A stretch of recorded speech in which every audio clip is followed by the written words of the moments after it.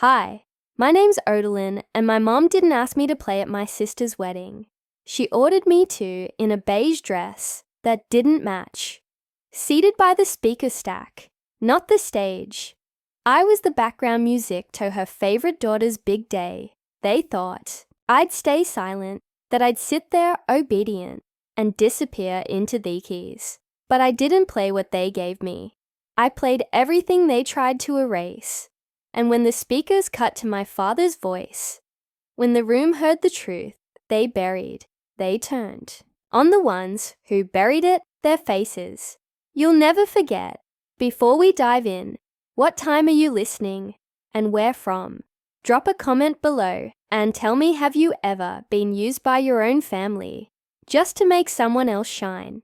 The envelope came on a Thursday, Norton address, just cream cardstock with a gold border and my mailbox number written in shaky pen strokes. For a moment, thought it was some leftover junk mail or a church bulletin sent by mistake. Then I opened it. Inside was a wedding invitation, Callista's wedding, my sister, or more accurately, Vera's daughter. It read, "You are cordially invited to the wedding of Callista Wren and Emerson Hayes. We would love for you to be part of this special day as our piano guest. Tentative no. Name, just that label. Piano guest. Tentative." I stared at it so long. The corners started to curl from the heat of my fingers. There wasn't even a formal greeting. No, dear Odalyn. No, we hope you'll come. Just an assumption that I'd show up, play something, soft, stay quiet, and leave unnoticed. My thumb brushed over the embossed ink, like it could reveal something kinder beneath. It didn't. I folded the card twice slowly, then pressed it flat again, and placed it inside the drawer under my dish towels. The light in my kitchen was warm that afternoon. It was spring in Savannah, and the dogwoods were blooming again, like they hadn't watched me grow bitter over years of being invisible.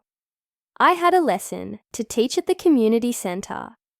Later, one of my regular students, Jolie 12 braces, big brown eyes, was waiting when I arrived. As I tuned the upright Yamaha shay, bounced on the bench and said, "Miss Wren, I saw your sister in Bridal Style magazine at Walgreens. She's so pretty." I smiled.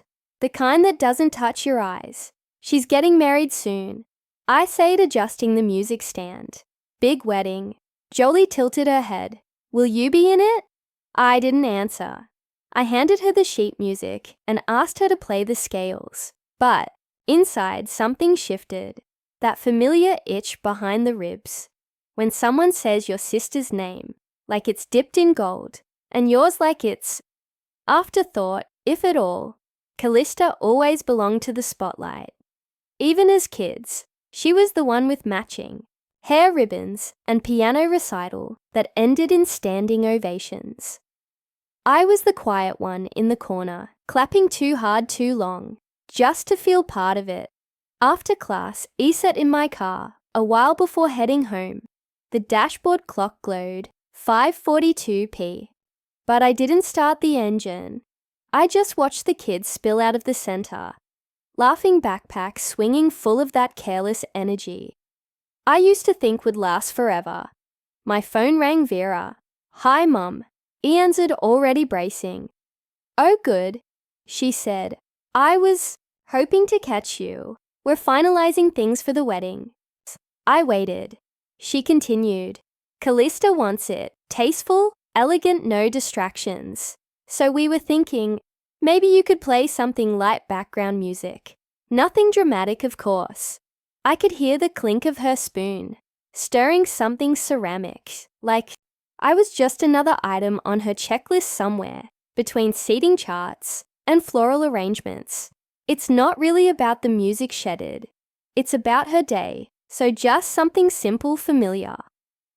My hand tightened around the phone. I could feel the corded muscles in my forearm twitch, but my voice came out soft. "Sure, whatever you need. Great," she chirped. "Oh, and one more thing. Don't worry about dressing up too much. It's more intimate than formal. When I hung up, I sat at the kitchen table for a while. Just sat there, my hand still wrapped around the phone, like it was the only thing keeping me tethered to this ridiculous performance we all kept pretending was a family. Later, that evening, I opened my email to look for rehearsal details Vera had forwarded the guest list. I scrolled past names I didn't recognize. Chair of Foundation, Dr. Mendes, Plowin, Aunt Shell maybe. Then I found it, Odalyn Wren piano. Girl try not to overdress. I closed the laptop slowly. On my bookshelf, tucked inside a pale blue folder from years ago, was an old recital program. I hadn't opened it in years. It was from my senior performance, before everything changed. There it was in looping script. Odalyn Wren soloist. It traced the letters with my finger. So then I folded the program and slid it into the same drawer as the wedding invitation, side by side. One said who I was, the other who they thought I was. Now she thought agreeing to play was the peace offering. She didn't realize it was the opening act of her humiliation. The package arrived late Friday morning.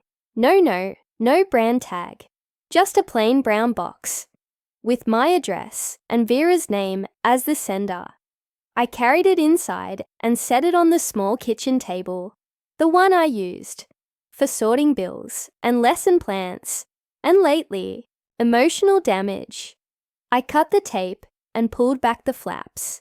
Inside was a gown folded in a clear plastic garment bag. Beige, not champagne, not blush, not cream. Beige, the kind of color people painted waiting rooms and forgot existed. It had a faded hem and a neckline that dipped oddly off-center, like it had been altered once, and then given up on. It smelled faintly, like storage. I walked it to the living room and held it up in front of the mirror. It didn't fit the group photo Callista had texted the bridesmaids earlier that week. 6 women standing in a soft pink gradient, each dress tailored to their bodies, hair curled and shining under golden light. Mine didn't belong in the photo. It grabbed my phone and texted Vera me. Hey, is this the right dress? Mine looks different than the others. Her reply came instantly. Vera, it's neutral. You'll be at the piano anyway. Nobody's gonna look at you. I stared at those words longer than I should have, not because they surprised me, but because of how easy it still was to be stunned by her, as if he kept hoping against everything I knew that maybe one day she'd write back with, "Oops, that was a mistake, you deserve better." I packed the dress into my travel garment bag and reminded myself to breathe. I had a rehearsal dinner to get to. By late afternoon, I was walking through the doors of the Rosemore Inn, where the welcome dinner was being held. The main dining hall smelled of garlic and fresh-cut hydrangeas. Guests were already filtering in. Friends of the groom cousins from out of state, some with name tags, others just mingling with polite champagne grins. I spotted my name folded in a tiny card, all the way at the end of a long banquet table. My chair was right next to the door leading into the catering kitchen. A waiter offered me water with a quick glance, and the kind of nod they give to staff, not guests. A few minutes later, Callista breathed in glowing. In soft silk and perfect foundation, her hair was curled into effortless waves. She spotted me and walked over with the kind of air kiss that leaves no warmth. "Oh, good you made it," she said. "I told the planner you'd be here for the music stuff, so they didn't have to adjust seating. You're good with something classical, right? Simple." I said you'd be fine with simple. Her tone was light, like she was discussing napkin colors. I nodded once too tightly. "Of course," I said. "Simple's my specialty." Before I could sit, Emerson approached. He extended a hand with a politician's smile. "You must be Odalyn," he said. Callista told us you were the family pianist. The groom's mother, a tall woman in a burgundy wrap dress, leaned in with interest. That's sweet, she said, patting my arm. It's so important to have hired help you can trust at a big event like this. Hired help. I opened my mouth, but Vera had already joined the circle. She laughed politely, brushing the comment off like it didn't bruise. O'Dellen's been playing piano since she was a little girl. She's always been reliable, not talented, not accomplished, just dependable. The way you talk about someone who feeds your cat. When you're on vacation, I held my breath and smiled. We sat, I picked, at the edge of my plate while the rest of the room clinked glasses and laughed like old friends. Occasionally someone would glance my way, maybe to confirm I hadn't wandered off, but no one asked me anything beyond what I planned to play and whether I'd be wearing something more formal tomorrow when it was over. It thanked the servers, stepped outside, and walked to my car. Under the soft glare of streetlights, my shoes clicked against the gravel lot, in that lonely way that makes you realize how small your presence really is. Back at the Airbnb, I changed out of the beige dress and laid it flat across the guest bed. The fabric caught the overhead light dull and lifeless. It looked more like a hotel curtain than a dress. I stared at myself in the mirror. My reflection didn't flinch, but I did. Something in my chest twisted. Not sharp, just deep like a bruise that was never allowed to fade. After a while, I unzipped the front pocket of my suitcase and pulled out the black velvet folder. I always brought to performances. Inside were my pieces. Rachmaninoff list, Chopin music that used to make me feel like I was more than background. I sat on the edge of the bed and opened to the first page. I wasn't there to take up space, but I wasn't here to disappear. Either, I told myself. It didn't matter. I was here for peace, for family, for them. But the sun had barely climbed past the magnolia trees when I realized I'd made a mistake. The wedding ceremony was set outdoors, beneath white drapery and low-hanging string lights that were already flickering softly in the early afternoon haze. Garden chairs faced a makeshift altar, framed with climbing roses. Somewhere behind me, a quartet of servers lined up water glasses and repositioned the dessert table under a shaded canopy. My way into the adjoining breakfast room for the family welcome meal. Vera had organized a small formal affair, her version of Southern charm, which meant assigned seating and monogrammed cloth napkins. The tables were set in a wide U shape. I found my name, not next to Callista, not between any cousins, not even in the cluster labeled family. Just one small card at the edge, set slightly askew. Miss Odalyn Wren piano, accompanied. I stood there longer than I should have. A staff member breezed by, adjusted a centerpiece, glanced at me like I was in her way. I sat down quietly. From across the room, I watched the rest of them filter in. One cousin in a matching blush pink wrap dress. Another bridesmaid squealed over mimosas. Then came Vera gliding in with the familiarity of someone completely in control of the scene. Callista entered last. Of course, hair swept into a chignon skin, glowing under the soft gold lighting. When she stepped into the room, people actually clapped. Vera walked to her, kissed her cheek. Then she turned to me with a practiced smile. "Try not to play too loud during the vows," she said under her breath, adjusting the neckline of Callista's dress. "It's Callista's moment. We don't want distractions." I nodded but didn't respond, because if I had spoken, it would have come out as a scream. Instead, I stood and excused myself, said something vague about needing to tune the piano. No one really noticed. Out in the hallway, I leaned against the coal marble wall and pulled my phone from my clutch. I opened my draft folder. There it was, just as I'd left it, Subject resignation community. Arts program. I had written the draft weeks ago, assuming that after this wedding, after keeping my head down one last time, I'd be free. I'd walk away from teaching, from music, from the last tether that kept me hoping for something that never came. But now, I wasn't so sure. I stared at the blinking cursor. My finger hovered over delete, then hovered over send. Then I locked the screen. I reached into my bag for tissues. Instead, my fingers closed around something firmer, thicker, the Juilliard letter I had. Placed it there before leaving the Airbnb folded, carefully beside my lipstick and metronome keychain. I slid it out. My thumb ran over the crease I'd made last night. Full academic award room and bored. 5 words that had once meant everything, then meant nothing, and now meant something different altogether. I could have gone. It should have gone. But I didn't. And the thing is, it wasn't because I wasn't ready. It was because someone made that choice for me and called it love.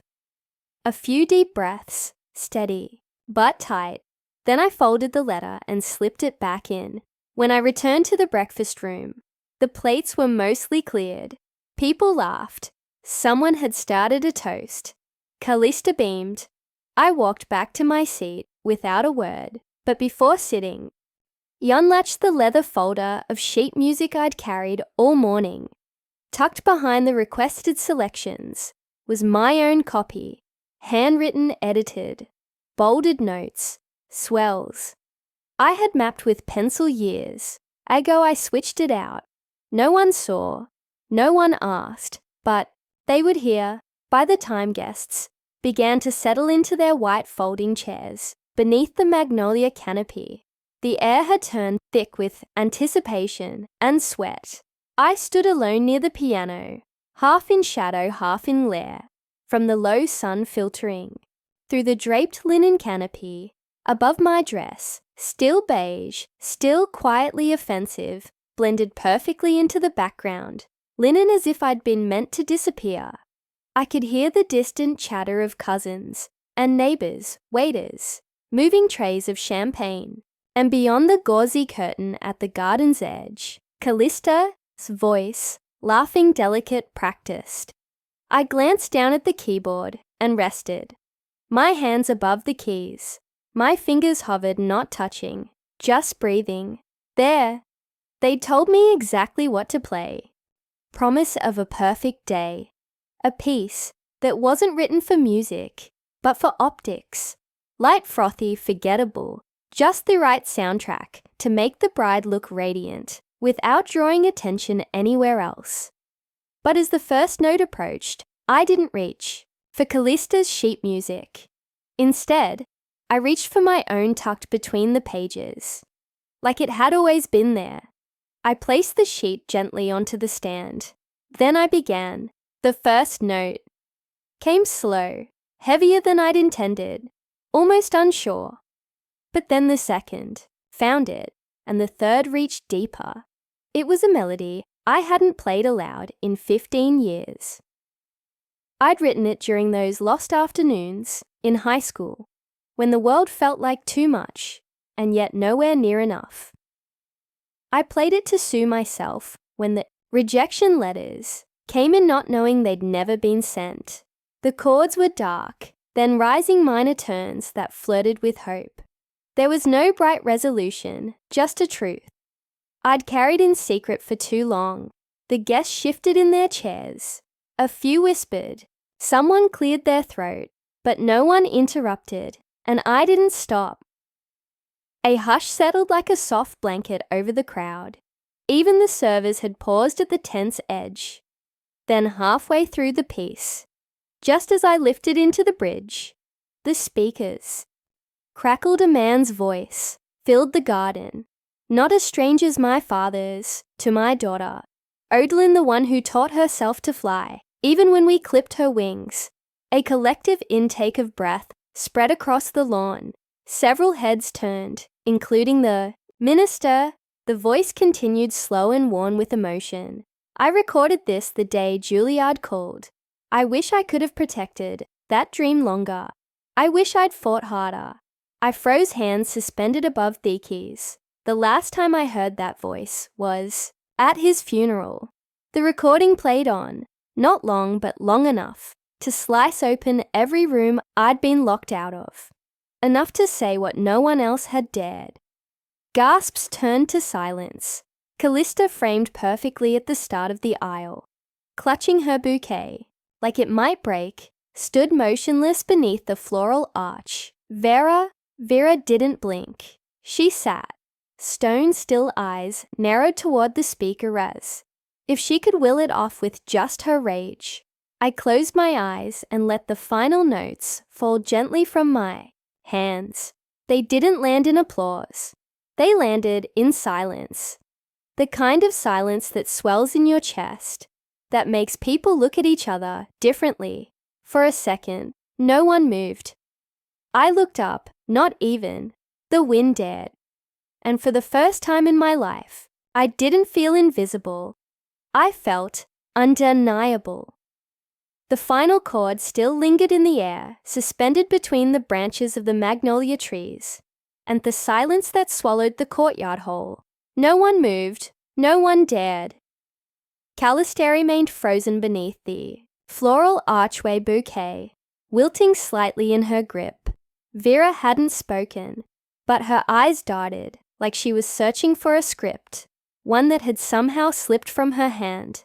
Then came the sound of a chair, gently creaking. It was Thane Rowe. He had once been my conductor, years ago, when a still-believed talent could rise above politics. Now older, heavier, but no less sharp in presence, he stood from the second row and stepped forward with the deliberate grace only a man used to commanding a stage could possess. In his hand was a folded paper. The edges were worn, the kind of creases that only come from being carried and protected. I wasn't sure if this would ever leave my briefcase. He began, voice calm but steady. 15 years ago, I signed this letter on Juilliard's letterhead, a full scholarship for Odalyn Wren. Gasps rippled across the crowd like wind cutting through wheat. He raised the page, facing the guests like a conductor, raising his baton. Her acceptance was confirmed. Her attendance blocked. I didn't breathe. My fingers curled beneath the edge of the piano bench. Vera's complexion pad. She gripped the edge of her seat as if she could steady reality by anchoring herself physically. Her lips parted, then pressed shut again. Nothing came out but Callista. Callista stepped forward, shaking her head with forced lightness. That letter, it was never mailed. You don't have proof she could have handled that kind of pressure, that kind of institution. Thane turned to her ex,